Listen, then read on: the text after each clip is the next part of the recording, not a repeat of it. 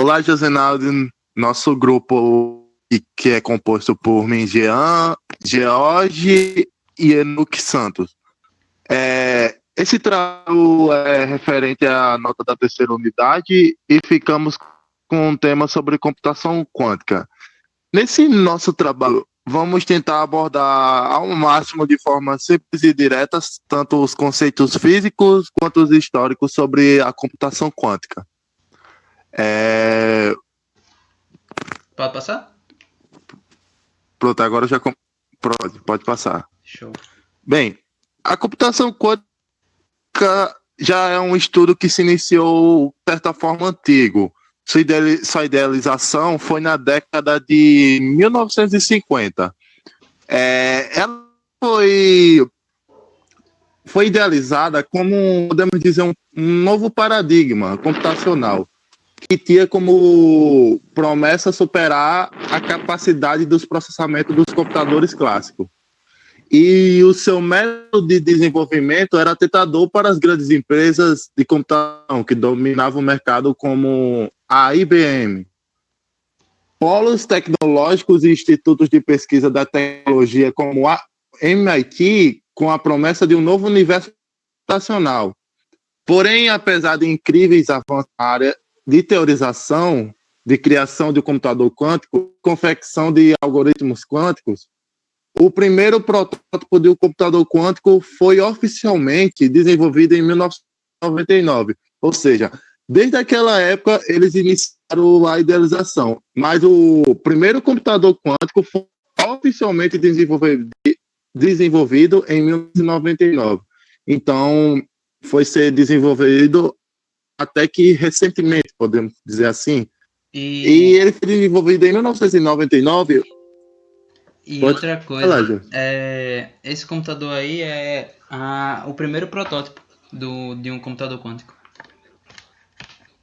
Não é só isso mesmo, pode continuar essa fala. E ele foi desenvolvido... Tá bom. E ele foi desenvolvido em 1999 por pesquisadores da Universidade do MIT, o que faz com que a computação quântica seja uma tecnologia relativamente recente, como eu já disse. A tecnologia da computação quântica evoluiu ao mesmo tempo que a tecnologia da computação clássica.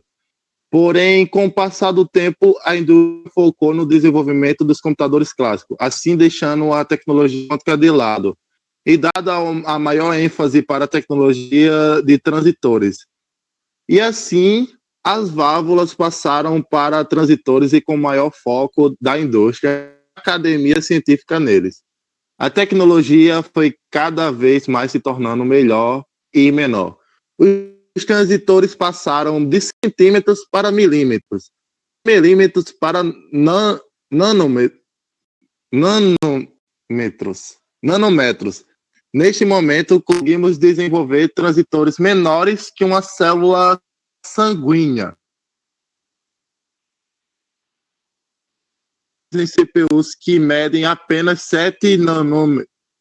George pode falar essa palavra que eu já me atrapalho nessa palavra. Como é a medida certa, George? Nanômetros. Isso.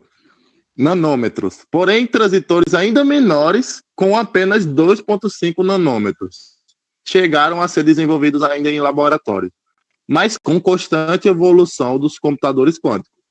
Acabamos ficando de olho fechado para problemas maiores, pois com a diferencial do tamanho dos transitores, acabamos chegando em uma barreira física, onde, por conta de uma propriedade da física quântica, os transitores clássicos perdiam sua funcionalidade básica, mas principalmente da importância, que é a sua capacidade de transmitir os nanômetros, assim inviabilizando a sua evolução. Transmitir os elétrons. Com um chip feito... Isso, esqueci desse detalhe. Com um chip feito de módulos aritméticos, de portas lógicas e portas lógicas de conjuntos de transitores, vemos que acaso que está na base da pirâmide do pensamento seja incapaz de evoluir. Batemos de frente com uma parede impenetrável e que a computação quântica a única oportunidade que os computadores evoluam de forma significativa. Porém, existem motivos para que a computação quântica fosse um campo de tecnologia ainda tão pouco explorado. E existem 3 principais motivos para isso. E um deles é a sobreposição quântica, que é um princípio da mecânica que nele afirma que um sistema existe de certa forma, possivelmente em todos os estados teoricamente possíveis, de forma simultânea, assim sem ser medido. Mas quando medido, logo após ser medido ou observado, percebemos que o sistema se mostra em um único estado. Bom, agora que falamos de superposição, também temos que falar sobre entrelaçamento quântico. Falar um pouco da história. No começo do século XX, a física conseguia explicar muita coisa, mas já nessa época os físicos perceberam que a física clássica e suas leis não conseguiam explicar certos fenômenos. Fenômenos esses que envolviam pequenas partículas como átomos, moléculas e elétrons. No universo quântico, as partículas se comportam totalmente diferente do esperado. E um desses fenômenos estranhos da física quântica é o emaranhamento quântico ou entrelaçamento quântico. Quando duas partículas estão emaranhadas, ainda que uma em uma ponta do universo e outra da outra ponta, as suas propriedades estão correlacionadas. Por exemplo, sabendo a posição da primeira partícula, podemos também saber a da outra. Einstein chama esse fenômeno de efeito fantasmagórico à distância. Um bom exemplo para entender melhor é você imaginar uma moeda aqui do nosso lado do mundo e outra do outro lado do mundo. Se você jogar uma moeda desse lado e ela cair coroa, definitivamente a outra moeda do outro lado do mundo vai ser cara. E assim você consegue saber todas as informações de um sistema usando o entrelaçamento quântico. E também isso é conhecido como o princípio da lei de exclusão de Pauli. Agora vamos falar sobre ruído e interferência, que também são ligados ao entrelaçamento quântico. Como ondas, as partículas que viajam através de uma fenda interferem com aquelas que viajam através de outra fenda. Se o pico onda se alinha com uma vala, as partículas se cancelam e nada aparece. Exemplificando e simplificando isso, significa que se você tem uma onda maior e outra onda, e essas duas ondas elas vão ter determinados dados. Se você jogar uma onda na outra, ela pode aumentar a frequência dessa onda, aumentando a probabilidade daqueles dados, aplicando isso na computação quântica, ou as ondas elas podem se cancelar, fazendo com que você baixe a probabilidade de sair aquele dado. Isso é bastante usado nos computadores quânticos para facilitar, quando queremos que saia um determinado dado com uma margem de erro menor. E falando mais um pouco, computação quântica, como dissemos antes, porque sua matemática usa números complexos para calcular uma versão especial de probabilidades, não apenas cara ou coroa, mas também a orientação da moeda. Então, quando você joga as moedas no ar, elas se chocam com seus diferentes lados e orientação. A partir desse choque, altera a probabilidade do lado revelado pelo resultado. Às vezes elas se chocam e se cancelam, tornando certos resultados menos prováveis, e às vezes eles se empurram, aumentando a probabilidade de certos resultados. Tudo isso é o comportamento da interferência, que pode tanto ajudar quanto atrapalhar às vezes. Agora vamos para a hardware de um computador quântico.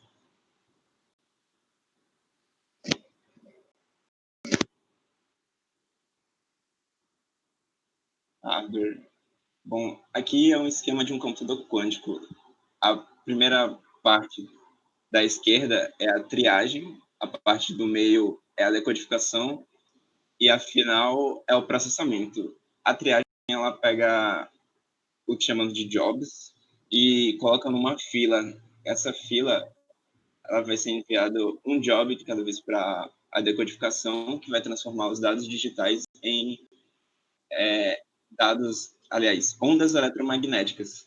E essas ondas eletromagnéticas são enviadas para o processamento, que ele faz no processamento, vai ter o seu resultado, e aí ele devolve as ondas eletromagnéticas para a decodificação, que ele vai transformar de volta em dados digitais, e assim a gente consegue receber o resultado no computador. Pode.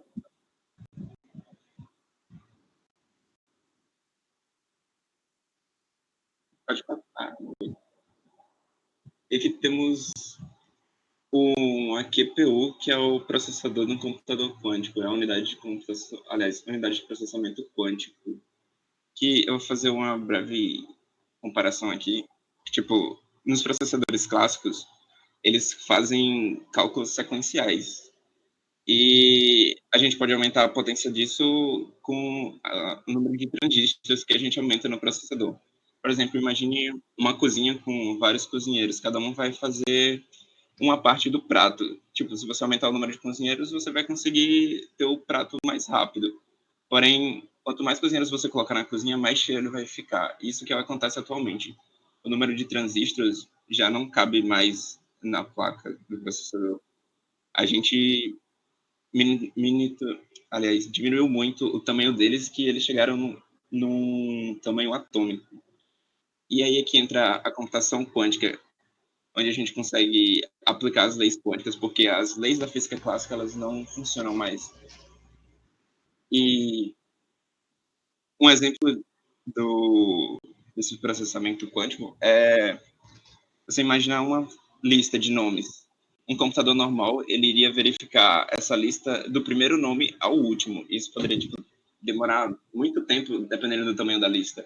Já o computador quântico, como falado na superposição, todos os nomes iam ser só um nome. Só que, quando você fosse selecionar aquele nome, ia ter a probabilidade de ser o nome que você procura ou não. E aí, usando a interferência, a gente poderia aumentar a probabilidade de ser o nome que a gente procura e diminuir a probabilidade dos outros nomes que a gente não quer. O que aumenta absurdamente a velocidade de processamento do computador. Uma coisa que poderia demorar 1000 anos, acaba demorando dias, minutos, segundos. Aqui, né? Temos os qubits, que são os bits quânticos, o PMM, que seria como a memória do computador quântico, e os Coopers, que... Putz, já esqueci de novo os Coopers.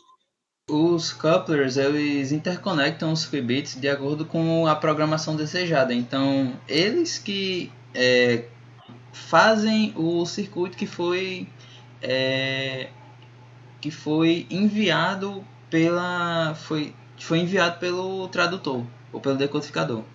Então, para essa parte, eu acredito que seja só isso, né, Nuka? Sim. Então, sobre o modelo de desenvolvimento quântico dos programas quânticos, existem dois principais IDEs que eu encontrei na internet, que são a da empresa D-Wave e da IBM. O primeiro, o da D-Wave, eles usam a plataforma Leap, que permite que você conecte seu programa Python com o sistema a partir de uma credencial que você adquire dentro do site, a partir de cadastro, e você pode mandar seu código para ser executado nessa máquina, a máquina da D-Wave. E o outro que eu mencionei é o da IBM. O da IBM foi o meu favorito, porque eu não preciso fazer download de nada, tem uma plataforma online que permite. E não é apenas uma plataforma onde você pode fazer códigos, como essa daqui. Você pode montar um circuito e esse circuito vai gerar um código. Então, no caso de pessoas que não sabem programar, existe essa facilidade, que é realmente importante. Para a questão por que os programas quânticos são mais eficientes que os programas, eu não queria dizer comum, mas clássico, porque são dois modelos de pensamentos diferentes. Existe o pensamento quântico e o pensamento clássico. O pensamento clássico é o pensamento linear, de fluxograma baseado em uma sequência, digamos que de cima para baixo. Mas o método quântico é um método paralelo, onde você não vai de cima para baixo. Você vai, digamos assim, numa grade da esquerda para a direita. Então, como vocês podem ver nesse nesse circuito aqui, em vez de a gente ter uma sequência que vai de cima para baixo assim direto, a gente não tem isso. A gente tem vários qubits que estão paralelos um com o outro, e nesse caso aqui todos eles são os que são selecionados para que são instanciados, são processados ao mesmo tempo. Então, por exemplo, aqui eu vou colocar em superposição, e essa superposição já vai ser trocada com o valor do de baixo. Então, essa é a maior diferença, porque em vez de a gente usar uma sequência reta, em vez de a gente ver uma coisa de cada vez, como é o problema da biblioteca infinita, que muitas pessoas dão exemplo, que imagine que eu tenho uma biblioteca infinita, onde tem vários livros, não vários livros, mas uma quantidade infinita de livros com uma quantidade infinita de frases. Imagine que eu quero encontrar uma frase específica dentro de um livro específico. Então, se eu for com o método clássico, o que é que vai acontecer? Eu vou, em cada livro, de uma vez, procurar em cada frase se é a frase que eu quero. Mas com o método quântico, eu posso ter todos os possíveis livros ao mesmo tempo e procurar todas as possíveis frases. Então, a quantidade de processamento, quer dizer, a velocidade de processamento é incrivelmente mais rápida. Então, essa é a grande diferença, é a velocidade de processamento e o novo método de pensar como você vai codificar seu problema.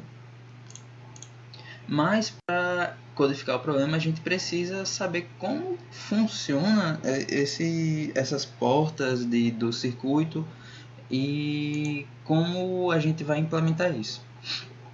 A gente vai implementar isso com 6 principais portas, que eu vou começar aqui pela porta Hamard, que é a porta mais importante, eu acredito, para toda a questão da computação quântica, que é a porta que faz com que um qubit entre em superposição, que é ele ficar no estado probabilístico entre 0 e 1. Depois que a gente usa essa porta, a gente pode usar a porta measure para medir aonde ele caiu, né, entre aspas assim, nessa rede probabilística. Então, digamos que eu coloque em superposição e use a measure, o código vai me retornar se ele caiu para 1 ou caiu para 0. A outra porta que também é muito importante é a porta NOT, porque com ela eu posso inverter o valor que eu fui recebido, assim como a porta NOT clássica, mas nesse caso aqui ele funciona com qubits. As outras portas são a porta CNOT, TOEFL e SWAP. A CNOT, para mim, eu considero eu coloco ela no mesmo patamar de importância que a measure. A CNOT ela funciona para fazer o enlaçamento, ou entrelaçamento, ou qualquer nome que você queira chamar. Nela é que vai fazer com que um qubit controle seja responsável pelo o qubit alvo. E o que é que isso faz? Isso faz com que 2 qubits fiquem entrelaçados. O importante é que esse entrelaçamento só ocorre caso ele tenha passado, o qubit controle tenha passado pela porta Hamard, para que ele fique em superposição. Assim, caso meça o valor de um, eu vou saber o valor do outro. Então isso é revolucionário, na verdade. A gente também tem a porta TOEFL, que na minha cabeça eu entendi que ele funciona como se fosse um AND, para que 2 qubits controlem, e caso eles tenham o valor 1, o terceiro qubit vai ser aplicado um NOT sobre ele. A porta SWAP, ela já é basicamente o que o nome diz, ela vai trocar o estado de 2 qubits. Então, caso o qubit 0 seja 1 e o qubit 1 seja 0, o que ele vai fazer? Ele vai trocar os valores um entre o outro, e vice-versa. E agora, para que a gente pode usar essas aplicações e esses circuitos e essas portas? Para coisas incríveis. Eu vou mostrar aqui. Uma das aplicações mais legais que eu encontrei foi a criação procedural de mapas. Porque, por exemplo, Digamos que eu tenho um programa normal com Minecraft clássico, escrito no modelo clássico. O que é que ele faz para gerar um mapa? Dentro de um padrão de regras, padrão de regra bem simples, ele gera mundos. Então, por exemplo, ele vai fazer com que uma casa seja colocada em cima de uma terra e embaixo dessa terra só pode ter pedra. Por exemplo, padrão assim, pedra, em cima só pode ter areia ou outro material, e em cima dessa areia pode ter, enfim, qualquer coisa. Vento, enfim, nada. Vocês entenderam. E isso faz com que os mapas não sejam muito variados, faz com que o terreno não tenha muita inclinação, por exemplo, faz com que as casas não tenham muita variação, ou seja, fica um modelo muito previsível. O que a gente pode fazer com a computação quântica? A gente pode gerar mapas muito mais complexos, porque com o conceito de superposição faz com que cada possível bloco de uma área específica possa ser qualquer bloco. Então, digamos que eu tenho uma inclinação. Essa inclinação vai ser determinada pelos blocos que tem embaixo, né? Pelos que vieram antes, que foram determinados antes, mas também pelos possíveis blocos que podem estar ali. Então, isso dá uma variação muito maior para todo o seu conjunto de estruturas. Então, veja a diferença, que ela não é só de programação, mas ela também é do pensamento, de como você vai pensar esse código. E a vantagem, né, de criação, porque ele faz mundos muito mais complexos e num tempo muito menor. Porque veja, esse mundo aqui ele foi gerado e é um mundo muito mais complexo do que esse daqui, como vocês podem ver. Ele foi gerado em apenas cerca de 30 segundos. Já esse daqui foi gerado em 11 horas e nem completou tudo. Mas existem muitas outras aplicações, como... calma aí, passa. Como a medicina personalizada, onde com o auxílio da computação quântica a gente pode criar remédios específicos para o seu corpo, ou seja, eles vão atuar muito melhor dentro do seu corpo e baseado nos seus parâmetros genéticos, enfim, as possibilidades são infinitas. A ciência de materiais, que a gente pode criar novos materiais para que esses materiais sejam muito mais eficientes, como imagina uma cafeína muito mais eficiente que a gente possa criar. Isso é revolucionário. E na biologia, no caso das simulações bioquímicas, né? Imagine aí, em vez de a gente programar todos os conceitos físicos, todas as interações, a gente não vai precisar, porque a física de como os materiais funcionam já são da computação quântica. Então vai ser uma mão na roda para essa área. E aqui, o último slide, são as referências utilizadas para o desenvolvimento desse trabalho. Para o desenvolvimento desse trabalho, e obrigado. E é isso.